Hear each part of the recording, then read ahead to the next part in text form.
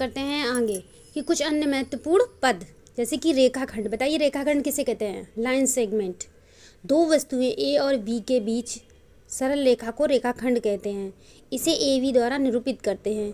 ए और वी एक छोर बिंदु कहते हैं। रेखाखंड की एक निश्चित लंबाई होती है। तो रेखा और रेखाखंड में क्या अंतर होता है? रेखा को दोनों तरफ अनंत तक बढ़ा सकते हैं, लेकिन रेखाखंड को ऐसा नहीं कर सकते, क्योंकि रेखाखंड में एक निश्चित लंबाई होती है। ठीक है, दोनों छोर बिंदुओं की दूरी बराबर होती है। नेक्स्ट देखिए, किरण। किरण क्या होता है बताइए?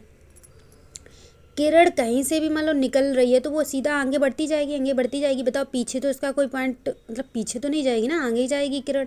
ठीक है, और ये कहीं ना कहीं जाके मिलेगी क्या? बताइए। एक रेखाखंड AB को जब एक ही और असीमित दूरी तक बढ़ाया जाता है तब एक किरण का निर्माण होता है। जब B की ओर बढ़ाया जाता है तो इसे AB चिन्ह से तथा A की ओर बढ़ाया जाता है तब इसे VA निश्चित निरूपित करते हैं। ठीक है, किरण AC एक किरण है। ठीक है, देखिए आप इस प्रकार। समांतर रेखाएं क्या होती है भाई? कोई भी एक रेखा खींची, उसके समांतर एक और रेखा खींच दी तो वो समांतर रेखाएं होती है, मतलब एक दूसरे को प्रतिच्छेद नहीं करती हैं, वो समांतर रेखाएं होती हैं। नेक्स्ट आइए, लंब रेखा क्या होती है? लंब रेखाएं जो एक दूसरे को समकोण पर बनाती हैं लंब रेखाएं कहलाती हैं।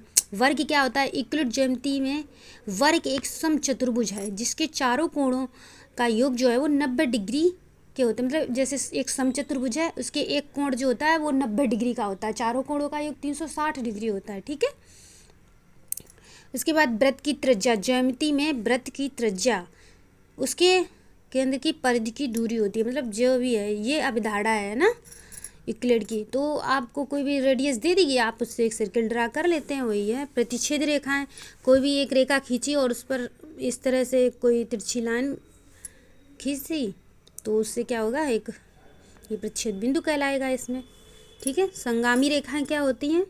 एक ही तल में स्थित 3 या 3 से अधिक रेखाएं संगामी कहलाती हैं। यदि वे एक बिंदु से होकर गुजरती हैं तो एवनिष्ठ बिंदु संगमन बिंदु कहलाता है। तल एक ऐसी स्थिति जिस पर स्थित किन्हीं दो बिंदुओं को जोड़ने वाली रेखा का प्रत्येक बिंदु उसी सतह पर स्थित हो, तल कहलाता है। सरेख और अशरेख बिंदु क्या होता है बताइए? एक ही तल में स्थित 3 या 3 से अधिक बिंदु सरेख कहलाते हैं।